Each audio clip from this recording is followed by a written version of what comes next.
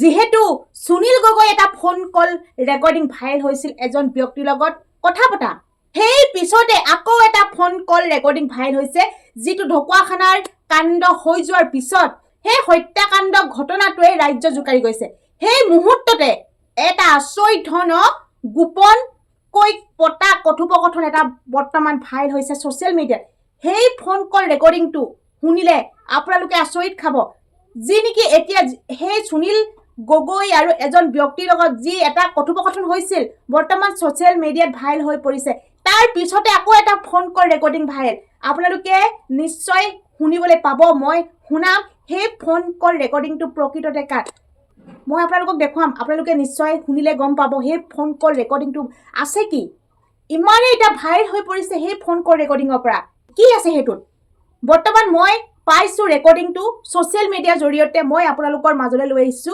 সেই ফোন কল ৰেকৰ্ডিংটো পোনপ্ৰথমে আপোনালোকে শুনি লওক ক'ত আছে আপুনি মই ইয়াতে আছো মোৰ কথা চিন্তা কৰিব নালাগে হেল্ল' কেলে চিন্তা নকৰিম আকৌ চিন্তা কৰিব নালাগে মই ইয়াতে আছো তহঁতি ভালকে আছ নে ভালকে আছো গম পাই নাই কথাবোৰ গোটেইবোৰ মানে মই নিউজ চাই আছো বাৰু নিউজ চাই আছো বাকী মই ইয়াতে আছো চিন্তা কৰিব নালাগে দেই হেল্ল' কি হ'ল মাতটো ভাল যদি অহা নাই চিন্তা কৰিব নালাগে মই ইয়াতে আছো হেল্ল' চিন্তা নকৰিবলৈ ক'লে চিন্তা নহ'বনে চিন্তা নকৰো তহঁতি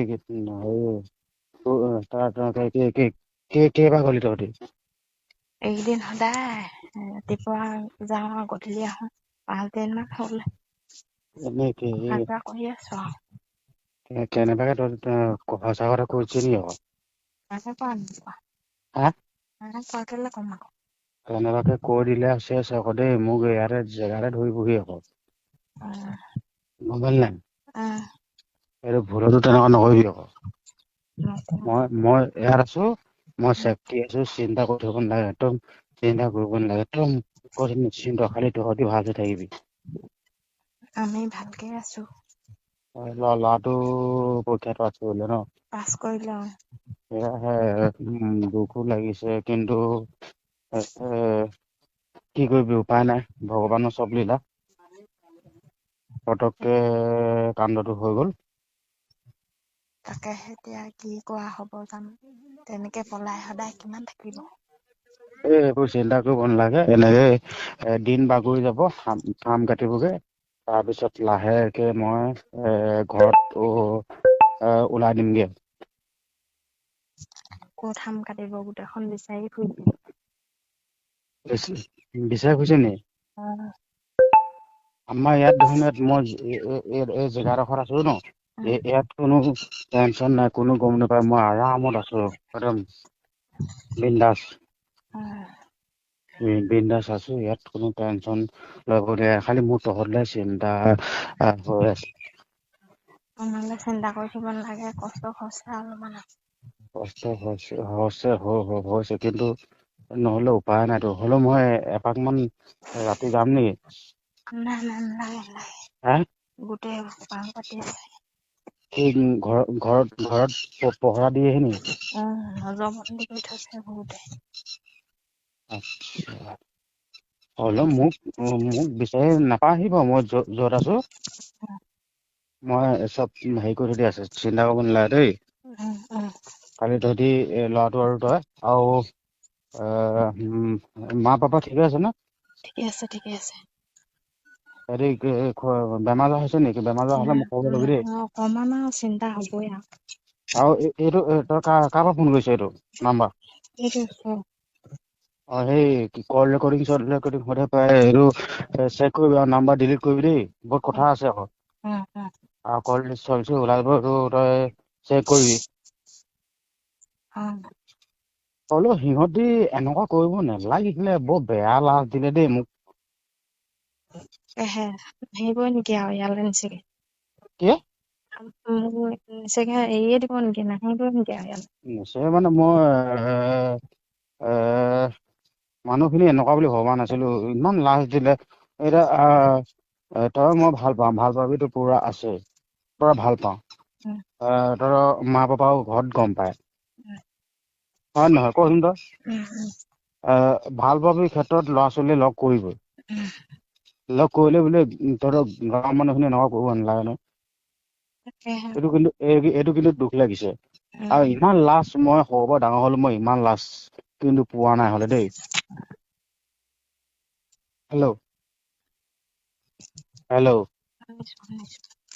মই ইমান লাজ পোৱা নাই হলে, ইমান লাজ জীৱনত প্ৰথম লাজ পাইছো।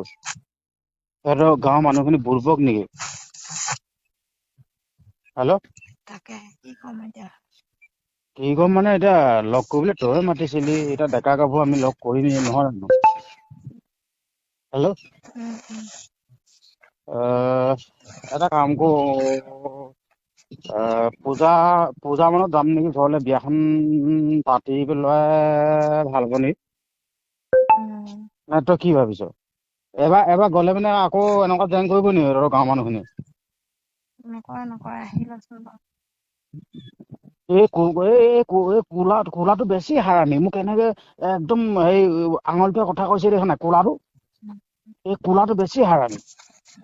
নে তোৰ সেই কোলাটোৱে তোক ভাল হলে মন আছিলে নেকি? হা হেল্ল', তই ক'ত হেৰি বাহনটোত সোমাই আছে নেকি? কি ভালছে কথা পাতিব নাজান নে? তোৰ কথা পাতিব নিদিয়া হৈ থাকিলে নেকি মোৰ লগত? হ'ব এতিয়া হ'ব। নহয় কথা পাতিব নিদিয়া হৈ থাকিলে নেকি? লুকাই পাতি আছো তাৰমানে। বাপেৰক কৈ দিবি পূজাত আহিব, একেচতে বিয়া পাতিম বুলি কৈ দিবি, শুনিছ নাই? মই এতিয়া সেই ধুনীয়াকে ইয়াত কাম কৰি আছো, চেন্নাইত চিকিউৰিটি কৰি আছো, এতিয়া টেনচন ল'ব দৰকাৰ নাই। মই সেই পাতিম তহঁতৰ মা দেউতাৰ লগত দেই। বাকী গাঁৱৰ মানুহখিনি লাজ দিলে বাৰু, হয়তো মনটো বেয়া লাগিছে, একো টেনচন নাই বাৰু দেই।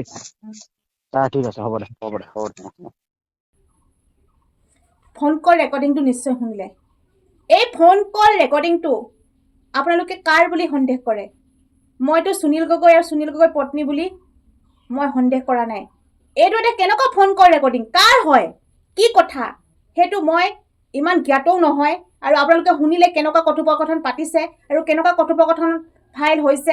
এইবিলাক ভাইৰেল কৰে কোনে বাৰু? কেনেকৈ ভাইৰেল হয়? নিজ ইচ্ছাকৈ ভাইৰেল কৰে নে এনে কোনোবাই ভাইৰেল কৰে?